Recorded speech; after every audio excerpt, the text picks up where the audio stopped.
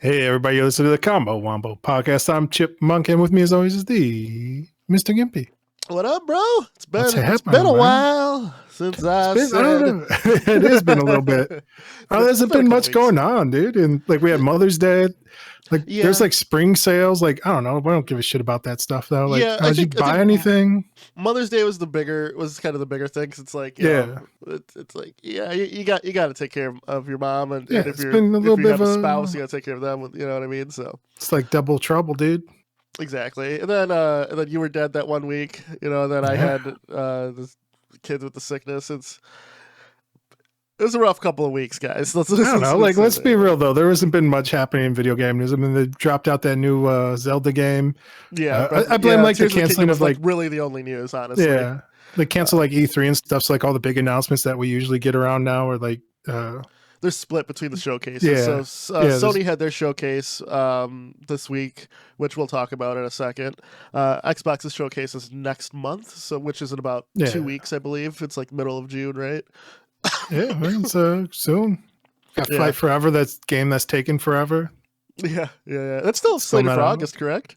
I think so. Or they think it was June for a little bit. Now maybe it's August. Shit. I don't know. All right. Yeah. While we're talking about our personal shit, we could talk about what happened at Night of Champions last night. What happens when you hire Kenny Omega to program a video game, dude?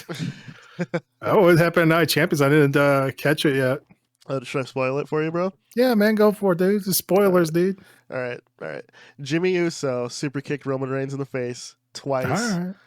So, before he did it the second time, he told Jay, he's like, "This is what you should have done months ago, dude." Well, Jay fought him already for the belt, right?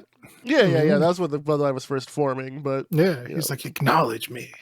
So, he got super kicked the king, dude. Yep. And then Rikishi announced that the Elders will be on SmackDown next week, so Rikishi's gonna be back. And then I'm assuming Sika, Alpha, I think one of them's dead. Whoever's still alive from the I think Haku's still around. Who's that? Haku, the dude who was like a legit sumo. I think it's Rikishi's uncle. Yeah, he's old now, but he's a legit tough man. Like all stories of him like running around beating up people. Was it Haku, you said? Haku was actually Japanese, I thought. I thought Haku was a Japanese dude. No, he's like from an island. Okay. So, because Yokozuna was one of the NOIE family, but he was portrayed as being from Japan, but he was a straight Samoan dude. Yeah. Wrestling, fucking doesn't make sense. But yeah, anyway, that was an interesting development. Also, Asuka won the Raw champion belt from Bianca Belair, which was interesting. It's weird she brought back like her clown gimmick from like New Japan, where it's like an unbeatable killer clown, and then they're just like immediately you're gonna lose. It's like, what the fuck? They did that shit to her like twice already, right? Like where she came in, she was destroying people in NXT, came up, destroying people, and then she just got like fucking raffle stomp, dude, immediately. Stomp by Charlotte, yeah. But it's the Flair show. We're all just in it. The belt's on her though, so we'll see how it goes. Seth Rollins won the new World Heavyweight title. The participation belt. All right. The participation belt. Yeah. So we'll see what happens with that. Him versus AJ Styles was a good match, and AJ Styles is back from his year-long injury, so I was happy to see him. He's been, talking about retirement as well, and he was like, I got a few matches or whatever. Yeah, he said when he's like 48 or something, he's going to retire. I forget something like that. He said he's going to want to wrestle at 50, but yeah. I figure when you're doing like a physical activity like that, you don't want to, it takes longer to heal, so it makes sense. Yeah, you don't want to be like I call them superstar jobbers, guys who just show up for like big pay-per-views and that's it. Yeah, true. The scenes of the but world it's like it's understandable, man. Yeah. You get older. So you said, long in the tooth, man. And I think that as far as the WWE goes, but the wrestling industry as a whole, it's in a better position than it was when like Stone Cold and The Rock left. Because they got more people. That there's more people. The matches are more athletic, and they're starting to remember how to tell stories. So it's good. You're in a good spot. But yeah, man, what have you been up to, bro? It's been a minute. It's been a minute. Man. Let's see what's going on in Chipmunk's world. Oh. All right, man. I think it's been well documented on this podcast. My crippling web novel addiction. It is crippling. Yeah, and so like I got to like the peak of it, where like I ran out of like audiobooks that people put on YouTube because people like, just use like text to speech and then convert them and put them in like these huge 4 to 7 hour chunks that I can listen to at work. Yes. So I ran out of those, at which point I was like, man, it doesn't seem that hard to make these. So get that Audible subscription, $1 just to start. We're not sponsored by Audible, but that's what everyone says. Go on. No, these you can't find. I think like the only thing that's on Audible is like Mother of Learning. Like there's very few web novels actually make the crossover. I know like I'm surprised Amazon. There's that dude who had that really good speaking voice. What the fuck's his name? Falk? Is that it? No. Oh, yeah, from our Discord. Yeah, fan group. He does like audiobook reading. He has a good speaking voice. He legit. I'd say my boy Poison. He's like the Morgan Freeman of the squad. The squad. Yeah, dude. He's been busy, but I'm like, dude, you should like just narrate books. It'd be the greatest. His voice is ridiculously just soothing. But yeah, no. There's like a popular YouTuber who was like getting into dubbing, but people were like, instead of doing that, just read books. Like, so anyway, I forgot who it skills. Was. Yeah, good practice. But so they're using tech like AI for it. Bro, holy shit. All right. So I get to the end. I'm like, it doesn't seem too hard to just like do this. So I like found a Chrome extension. It's just called Web Scraper. So I'd use the Web Scraper and I downloaded like all the chapters into a nice spreadsheet. At which point though, like the information like doesn't show up like ascending, it's descending. So it's like it starts at the latest chapter and goes down to the bottom, which sucks for like copy paste. So this other program is called like Balabaka or some garbage like that. It takes like batch text files and converts them using online text to speech services. Like it got Google, it's got IBM, it's got all the big players in there. A lot of them you need API keys or whatever to access. But like there's like free versions of it. I was using like Navier, but that drops every once in a while, so I just ended up using like the default Google. Long story long. At a certain point, I was like, all right, I need to get these text files out of the spreadsheet and into individual text files so I can just batch convert them. Sure. So I asked the professor, I was like, hey man, can you write me like a quick script to like take these, and I want like the first column to be the the chapter title to be the name of the file, and then the body of the text to just be the body of like a text file. And he's like, oh yeah, I can look in that for you, man. And I was like, all right, cool. But as I said, crippling audiobook web addiction. So I was like, I bet I could get ChatGPT to do this for me. So I was like, hey, ChatGPT, could you make me like a script that does this? And it was like, sure, here's a Python script. It was like, here's a Python script that does exactly what you need. And I was like, fuck yeah. So then I got that to convert like a bunch of them. So I have like, 700 files that I just like, batch converted overnight. And so I've been listening to more of those audiobooks, at which point they reignited. I was like, maybe I could get Chat to help me out with programming, because I haven't done any programming in a while. And I was like, I see all these other noobs online. They're like using it to like demonstrate. It actually does work for a lot of languages. You'd be surprised. It's great. Dude. Unity stuff is known from ChatGPT as well. I've actually used it for some game maker stuff as well, because I was like, why isn't this working? It's like, you need to do this. Like, that's the beautiful thing about it. Is like I don't know, like I have some dyslexia, so like if I'm typing out like hard C# code, like I'll fuck up somewhere, and I'm like, what the fuck is wrong with this code? And the beauty of this is I can just like copy paste it into Chat, and it's like, oh, you fucked up here, here, and here. Here's the quick fix. Or it's like, oh, you need to do like this, or this. And I was like, all right, yeah, bet. So I started scripting things. And like I said before, I've been working on the idea of like taking a lot of scriptable objects and then converting those into game objects. Like you might think about things like an inventory or enemy names or lists that basically use a lot of things. And I'm like, all right, I want to just have specific properties on specific objects. So then I was like, where can I get a lot of just enemies? Like, I don't want to just like create all this shit. And then I was like, I'm already doing this shit with my web novels. So I scraped this website called like Open5e. It's like an open source version of Dungeons and Dragons 5th edition. Yep. And I took like all their monster lists, and it's like over 2,000 monsters. And I was like, yeah, turn this into a table for me. So then I got that to like download like a nice table of that. Then I wrote a editor extension for Unity that converts all of those spreadsheet items into scriptable objects. And I was like, all right, cool. And for some fucking reason, I thought this would take me like an hour to do. This is like 5 hours deep at this point. And then I was like, all right, yo, ChatGPT, help me out. I want to take these scriptable objects and then build out like every scriptable object I have in a folder, bring it into like a list or an array that I can use. Cause I suck at arrays. I've always said this where like I just kind of struggle with the concept for whatever reason. Gotcha. And so chat was like, yo, bet. And so then I had like an array and I was like, yo, this is dope. Let me write like a thing that'll take a single item from that an array and then like populate text fields. And then I did that. And then I was busy, man. So basically I've just been having the AI help me out awesome. Creating games. They're not like real games, but it's more like just like exercises. Yeah. It's like I said, man, like I feel like when you get to like an intermediate level, there's not a lot of shit on the internet that like helps you out. And then like if you have by doing. Yeah. Yeah. Not anymore, bro. AI, dude. Like, GPT, yeah. I'm like, hey, man, how would I go about doing this? It's like, here's some possible steps. I'm like, are you cool. using True Chat GPT, or are you using the stuff like that uses it, but there's like a paywall typically? There's like a free version and like a paywall. No, I'm using like the legit, just online. I'm not paying for it. Yeah, I'm still using the free version, but it works fine. It's like a slower or whatever. I just downloaded another version. Google just released their AI assistant, but called Bard. Try that as well. All right. It's in beta. Everything about it is free right now, so it might be a nice alternative.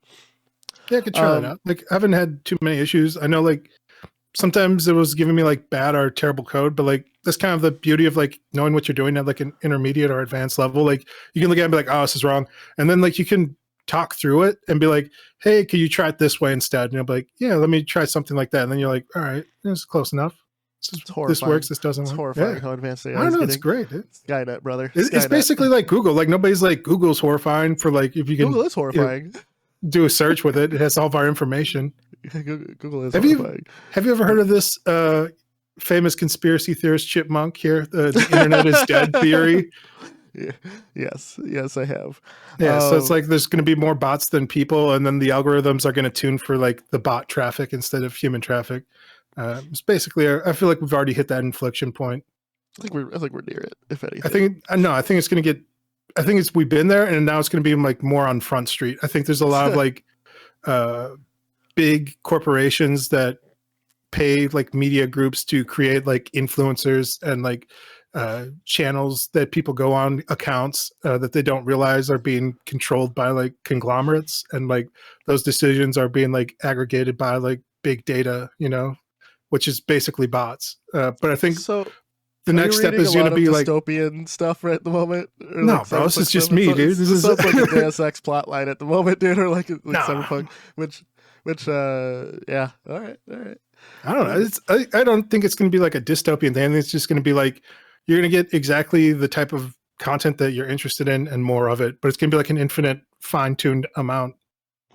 And that's like going to be like the 0 point with like the AI now coming more online. It's going to be like whatever you're interested in, I'm going to cater exactly to that. And like that's exactly kind of how things have been happening.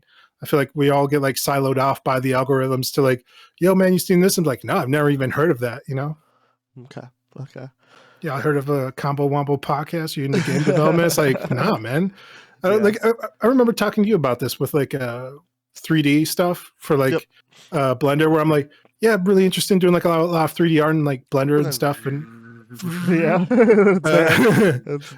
and like I was like, there's a lot of big YouTube channels out there for it, but I'm like, they're not big. Like to me, I'm like, oh, this is like the biggest guy in the space, and it's like he's got 60,000 views, which is a lot, but it's not like a lot, Yeah, man. Like for me, the last couple of weeks, I've been burnt out on a lot of the games I've been streaming. I've just been playing Counter-Strike just for the stream because I'm enjoying that game. You're on that CS:GO, dude. I'm still against it.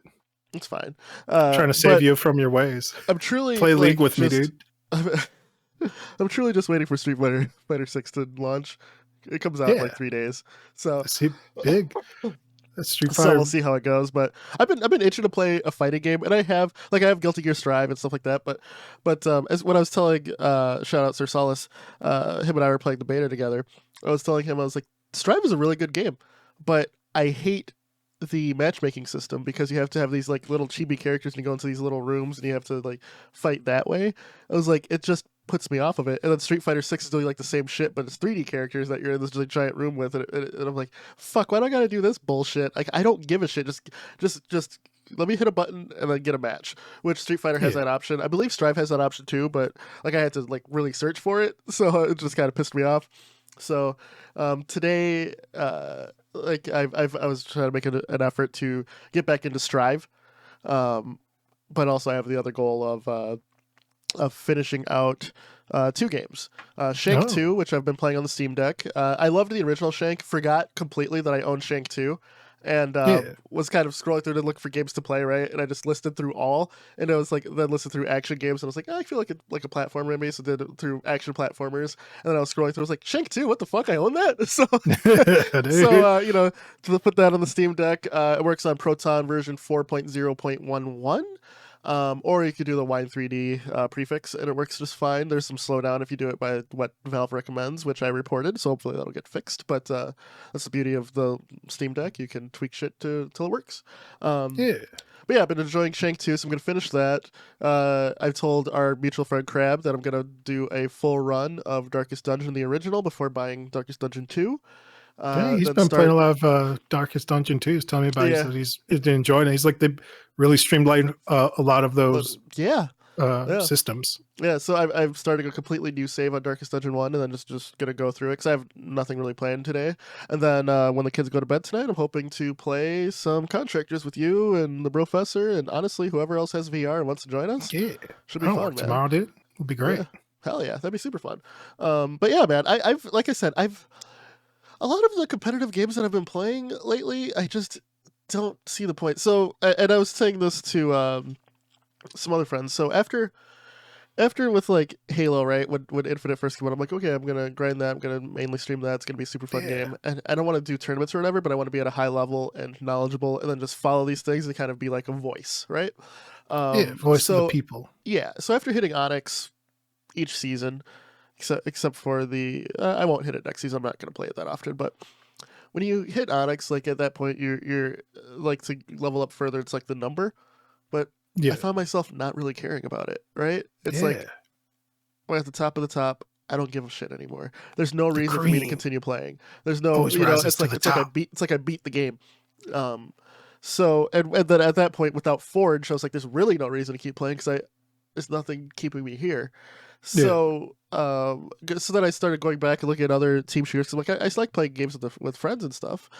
So I kind of landed on Battlefield 2042, which has fixed itself. It's been very fun. The problem with Battlefield 2042 is, even though you have like it's either 16 versus 16 squads, or 64 versus 64. So or 32 versus 32, I should say. Sorry. My problem with Battlefield is the same that I ran in with Halo's like big team death matches. Like, you'll get like killed by some.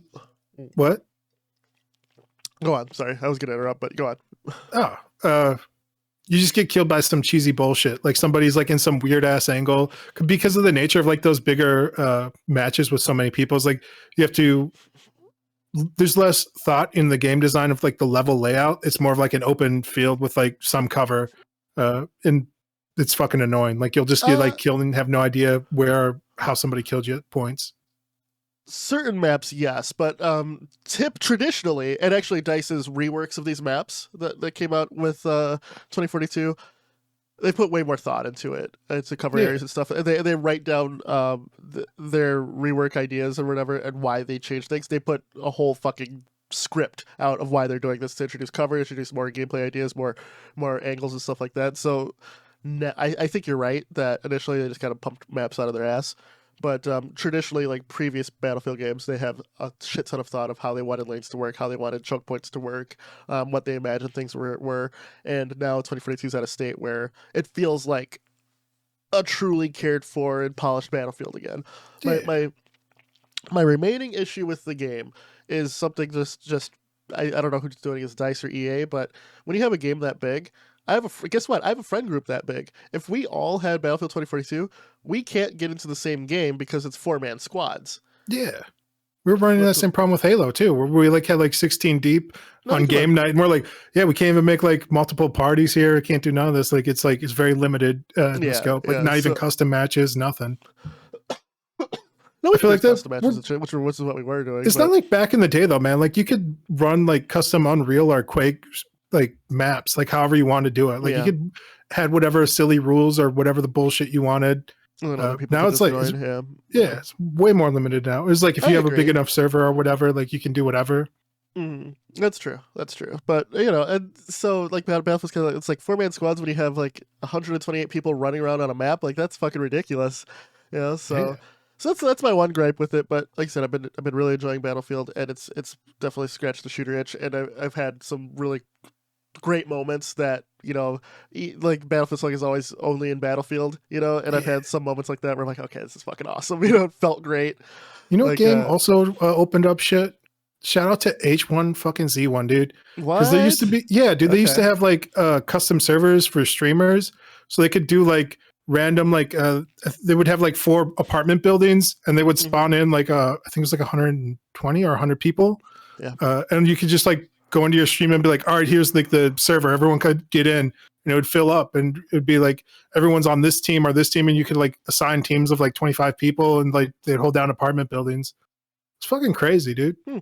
Yeah. Okay. So I wish like more big companies could do that, because they have like the tech, but they don't have like I don't know. And like maybe it's like a streamer thing too. It's like kind of like the Blender example where I'm like, oh, this is huge. Well, everyone would love to do this, but it's not. Kind of like GTA 5 like RP servers where you're like, man, I love this stuff. I'm sure like more people would want to play like a role playing interactive thing, and I like pitch the idea to people and like, this sounds fucking terrible, dude. I don't want to read text dialogue to an NPC and like get like interactions with them. I'm like, it'd be fun, dude. I feel like, and they're like, no, not for me. And I'm like, all right, shit. Yeah, it's hard to cater to a large audience. It really is. Like, you get into that. But yeah, man, I think that so Street Fighter 6, like I said, I've been craving a new fighter. The beta definitely scratched the itch for me. I really liked how the game felt. Some people are like, "Oh, it's too woke." Who gives a fuck? The game's fun. Shut up. That's my big thing all the time. There's a woke game now. There's a transgender, or not even. I don't even know if they're transgender. I think they are, but I don't know if like the fans have said it or if Capcom themselves came out and said it. But a gender ambiguous character, like right at the beginning, who's like an announcer. They haven't seen like anime ever, dude. There's like that's always what I was thinking too. That's some anime. That's some anime shit right there. If I ever anime ass anime, dude. Yeah, I feel like that's where the term like it's a trap came from. Is like anime people. Yep. Yeah, exactly. But people are like, oh, it was offensive and stuff. It's like it's a cultural difference. Like it's definitely like a shift in norms. I don't know. But people were up in arms about that. I'm like, man, like how about the gameplay? How's the gameplay? People are like, oh no, it's too woke. Okay, did you have fun with it? Well, yeah. Well, shut up. Yeah. Well, it's fair though. I'm just trying to have a good time. It's like you said, it's hard to cater to a large audience. It's like you really got to get rid of. It's weird because it seems like bigger corporations are like taking weird risk now, whereas like I remember like growing up, where it's like even like WWE and stuff, they're like, oh, we can't have like blood or anything because we're gonna lose sponsors. Whereas like now sponsors are like, how can we push the envelope? And I was like, where the fuck were you guys like all through the 90s? Like where like people were doing outlandish things where it's like people are like, oh, we can't like have any rough edges, no slang, no swear words, no blood, no guts, nothing. Yep. We don't want any drug usage, none of it. We want it to be E for everybody across all our media. I'm actually okay with that because I remember like the glory days of like the tail end of the Xbox PS2 era life cycle, where you just had games that were all like, okay, this game is just going to shoot up a bunch of drugs and just go on a fucking killing spree. Like Haze, for example. You shoot drugs and eat bullets. Yeah, exactly. Bulletstorm came out, where it's just like the most like vulgar game that's come up from a like that's Duke Nukems. Yeah, right. I love that. I'm gonna grab a turd and shove it in people's faces. Fucking over the top and just ridiculous. That it was just people having fun with it. I want that again, and I'm happy with that. So yeah, give me your games where you're shooting the heroin needles, out of your dick into like in a multiplayer environment, getting dick headshots. Like let's do it. I'm ready. We need that Newgrounds level of chicanery. Yeah, right. Give me a 3D Pico Day simulator or whatever. Yeah, like Postal 3 Pico time or whatever. Remember the game Drug Dealer on the calculator? Drug Wars. Yeah, dude. Hell yeah. Absolutely. I think it became Gang Wars. There's like a PC port. Yep. It's like all you did in there was like buy and sell. Yeah. It's a game that taught you how to deal with economics, man. Yeah, it's an economic simulator. They tricked you, man. It is. Yeah, man. It's good that like I don't know that we're getting to more interesting game ideas at least.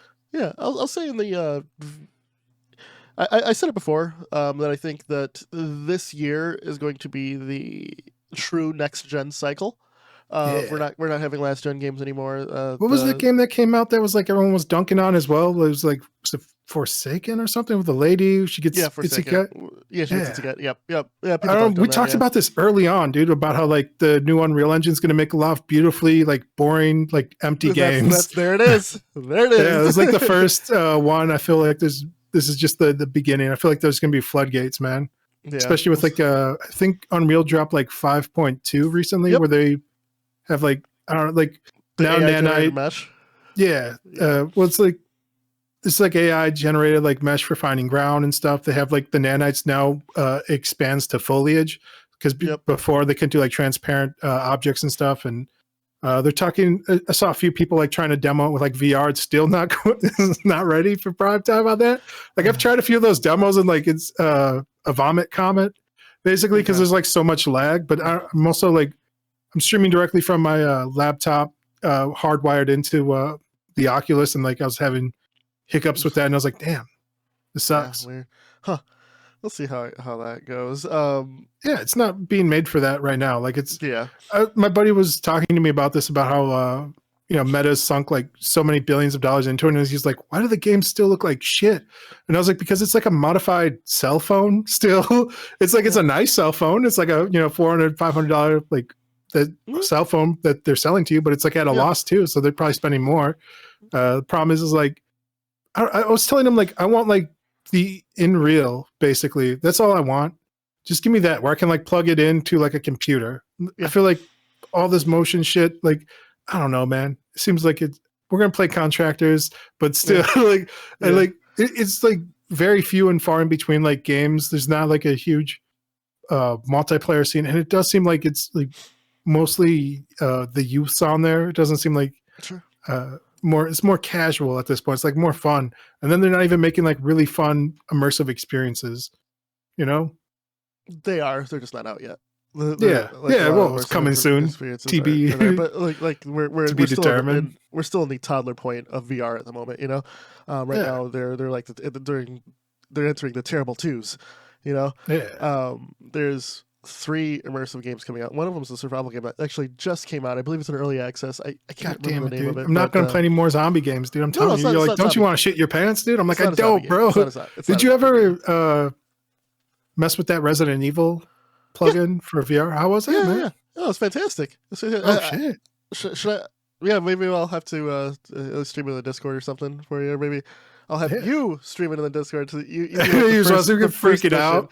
Just do like the first thing like of Resident Evil 2, just like the first like 20 minutes of the game. I'm just curious how you'd like it. But it answers your question about graphics, right? Yeah. Because it's good graphics. I've heard really good things about the PlayStation VR that's out right now. Yeah, PSVR 2 is great. I'm hoping that Sony ports their games to PC VR as well. Yeah, because they have a lot of really good looking games that I don't want in a closed ecosystem. I want it everywhere. Like VR at this point, it's gonna do nothing but benefit if you release everything multi-platform. So Sony's been doing this thing where they have exclusivity for a year, which I think is fine. Give me the games after a year and I'll be good. But for your thing with like, oh no, like check out the Vertigo games, man. Like I just picked up Vertigo 1 and really just immersive story. I'm enjoying the fuck out of it. It's not spooky, so you don't have to worry about pissing your pants or whatever. Very spooky skeletons, dude. But I think you'll get have a good time with that. Excellent, man. Yeah, dude. But we're kind of all over the place, but like we said, man, it's a little bit of a slower week. I'm looking forward to Street Fighter as well. Are you gonna pick it up? As long as the game, I think so, man. I've been looking forward to it. Like I like the creative hider. Like that seems interesting. Yeah. I don't even think I'm gonna wait for a review. I'm gonna buy it day one. I don't pre-order stuff because I feel like that's I feel like it sets a bad precedent for these mega corporations. I know there's been like some bad news too. I think like Unity laid off some more people, but they did do a series of acquisitions, so there might be like some overlap with like roles and people. So I don't know. They bought like the Weta, whatever. They bought like another thing for like a real-time capture for facial stuff. They had like the Havoc's engine. They bought that. Like, so they did like a lot of acquisitions. So I'm like, like I think it's been like 2 times they've laid off like 4%. This last one was like another 4%. It's like 12% of their workforce. They've laid off like 1,000 people in like an 8,000 person company. Wow. Yeah. It's big. It's like, it's nothing small, but I know like a lot of big tech companies have been going through a series of layoffs. Tech in general at this moment has been doing a layoff cycle. I feel, thankfully, like my company's more in the financial world than in the tech space. So I do tech shit, but it's in the financial world. So that I've been fine, but it's been kind of sus. You know what I mean? If I worked in like a pure tech industry, kind of like you said, if like the meta's going right through, it's like terrible twos right now where they're burning that money, that startup capital.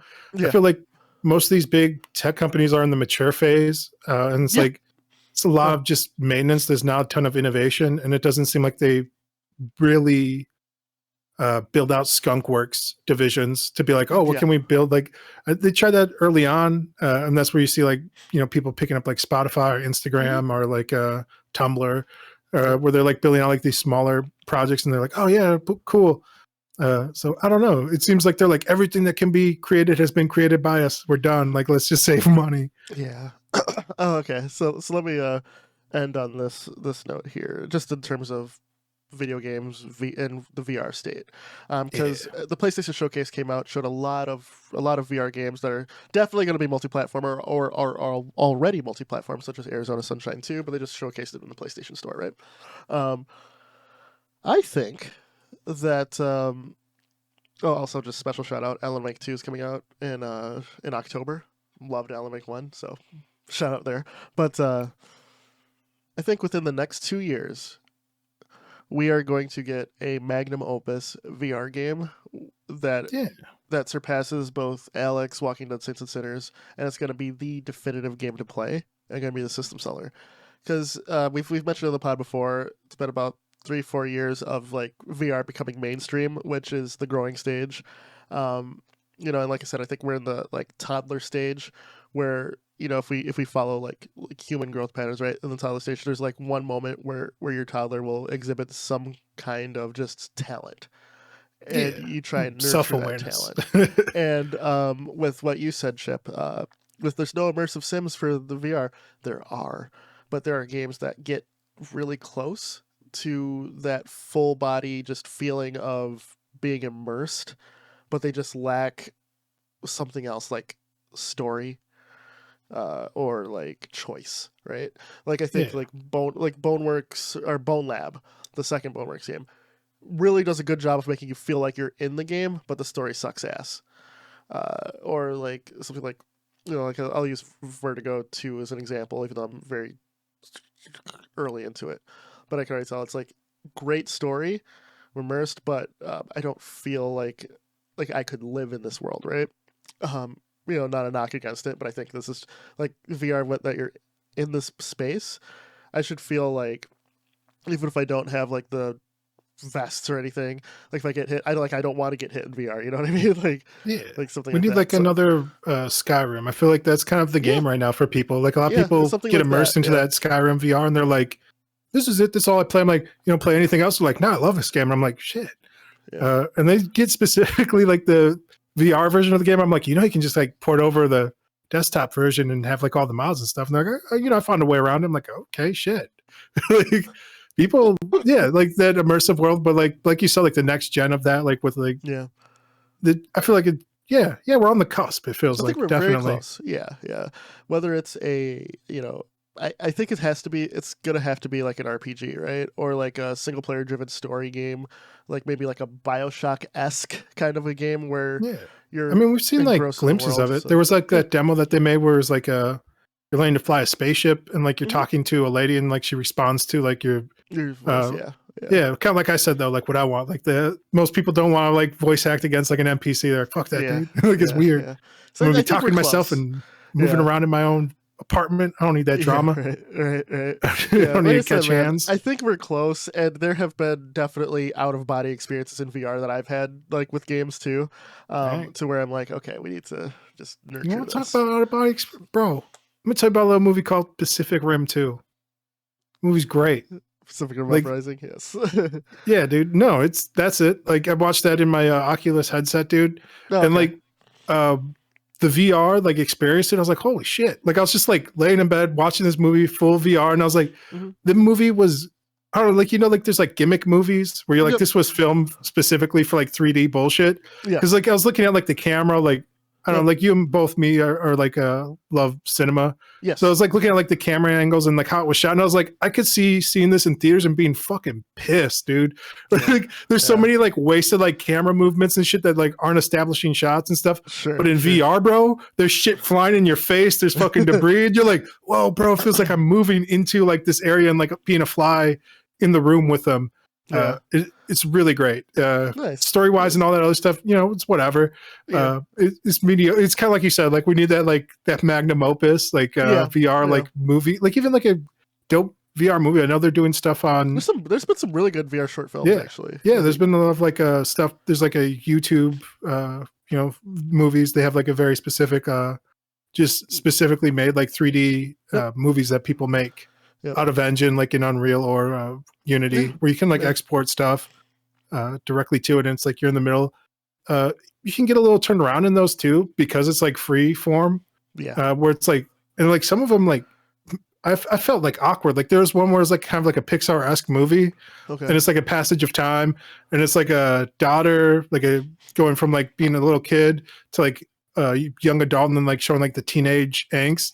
And I was like, I feel fucking awkward being in this room with these people. Like, I don't know. I felt like that social awkwardness of being like, I don't feel like these are conversations I should be, listening in on. Sure. Okay. Yeah. That's a great thing about VR. It wasn't like any felt like you're in there. Yeah. It was like maybe like it was like I don't know. It's weird. Like if you like we're just like staying in on like a random family conversation, like nothing even inappropriate, but like you're like, I feel like I'm not supposed to be here right now. Like if you had like a cloak of invisibility and like you hung out in like somebody's house, you'd be like, yeah, this is weird. I'm gonna get out. I gotta get the fuck out of here. Yeah, there's so Oculus had the or not, I think it was on a side quest thing, the Megan Thee Stallion concert that people were like, oh yeah, it's actually really good. It's really well shot. They're like, it just felt weird that I was so close to her, and it just like they're like it felt too close. I was like you're in that bubble. You're in Soviet airspace. Right. I know they had like stuff because one of the friends were asking about like NBA games. They're like, can you watch this in VR? And I was like, they did actually have like a thing where they put like a camera under the hoop. They got like the weirdest angle possible. They put it in the worst place on the court. I swear. It's like in the back right corner. It's like where the corner threes are.